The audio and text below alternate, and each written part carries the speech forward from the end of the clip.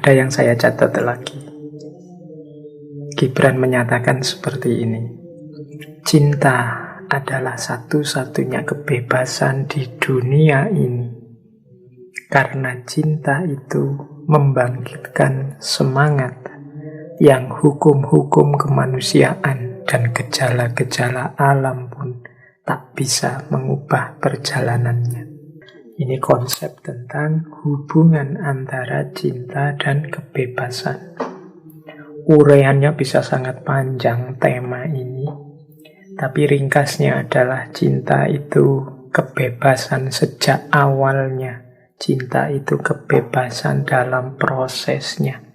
Bahkan cinta juga kebebasan dalam ekspresinya serta hasilnya. Maka banyak pujangga yang menyebut kebebasan yang sejati itu adanya dalam cinta. Saya juga sering menjelaskan bahwa cinta itu obat dari belenggu. Belenggu yang paling utama yaitu apa? Belenggu ego. Orang yang mencintai dibebaskan dari belenggu egonya. Cinta itu kebebasan sejak awalnya. Seperti di Romeo and Juliet minggu lalu. Tidak bisa kita memutuskan atau memaksa orang mencintai siapa atau tidak mencintai siapa. Pendeta Bulos Galib dalam Al-Ajniha Al-Mutakasiroh ini memaksa Selma untuk menikah dengan keponakannya. Kalau menikah bisa dipaksa, kalau cinta tidak. Jadi cinta itu sepenuhnya ada dalam penguasaan orang yang mencintai. Bahkan seandainya kalian misalnya suka sama siapa, kemudian dia ternyata menolakmu, dia yang menolakmu itu pun tidak bisa membuatmu tidak mencintainya. Jadi kalau engkau masih tetap ingin mencintainya, itu juga engkau bisa. Jadi makanya sejak awalnya cinta itu kebebasan. Dalam ekspresinya pun juga begitu.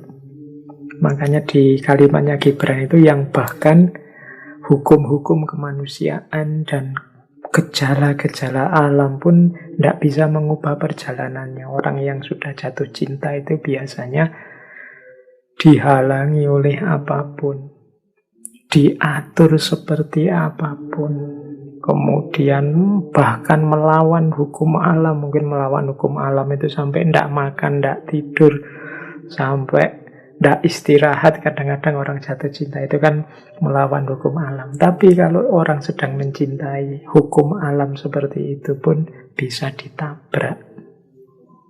Kalau tidak sedang mencintai, mungkin jam 10 malam, 11 malam kita sudah ngantuk tidur. Tapi kalau pas ngobrol dengan yang kita cintai, sampai jam 3 subuh mungkin masih betah. Kadang cuma chat di WA, sudah tidur belum? I miss you, nanti balas lagi I miss you, bolak-balik sampai bolak-balik. Itu kan melawan gejala alam biasanya. Orang sudah tidur, dia tidak jadi tidur. Bahkan kalau ngobrol bisa sampai subuh. Itu gejala alam. Bisa ditabrak, apalagi hukum-hukum kemanusiaan. Aturan-aturan budaya. Itu bisa dengan mudah ditabrak oleh para pecinta. Maka jadi cinta akan mencari jalannya sendiri. Cinta akan mencari orang yang dia cintai, tanpa harus terlalu peduli dengan hukum kemanusiaan dan gejala alam. Jadi di titik inilah Gibran melihat bahwa dalam cinta ada muatan kebebasan. Maka cinta ini bisa jadi kekuatan membangun yang luar biasa bagi peradaban. Namun kalau tidak hati-hati, salah mengelola, dia juga bisa jadi kekuatan menghancurkan yang sangat dahsyat bagi peradaban dan budaya manusia. Karena dia energi yang luar biasa, daya hidup yang luar biasa. Kalau tidak dikelola dengan baik, mungkin kita bisa terpeleset. Jadi paling tidak malam hari ini kita belajar karakter-karakternya. Oke, ada lagi ini pelajaran dari Gibran. Selain kebebasan apa? Air mata. Kata Gibran, cinta yang dibasuh oleh air mata akan tetap murni dan indah senantiasa.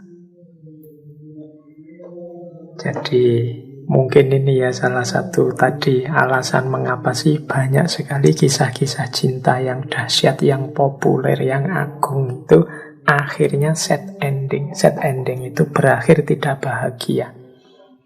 Sebagian besar bahkan berakhir tragis.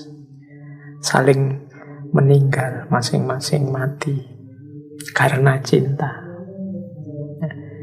Nah, katanya Gibran memang cinta itu kalau bertabur air mata, biasanya tetap murni dan indah. Mengapa? Ya karena dalam tantangan, dalam ujian, ketika ada banyak masalah, cinta itu akan menguatkan para pecinta. Situasi-situasi sulit ini akan semakin menguatkan cinta.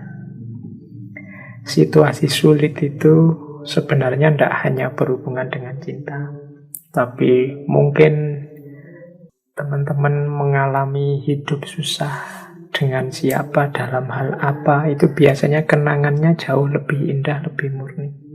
Mungkin tidak harus dengan lawan jenis, dengan teman misalnya. Pernah sama-sama mengalami kesulitan berdua dengan temanku yang ini. Itu kan pengalamannya lebih berkesan. Jadi lebih terkenang.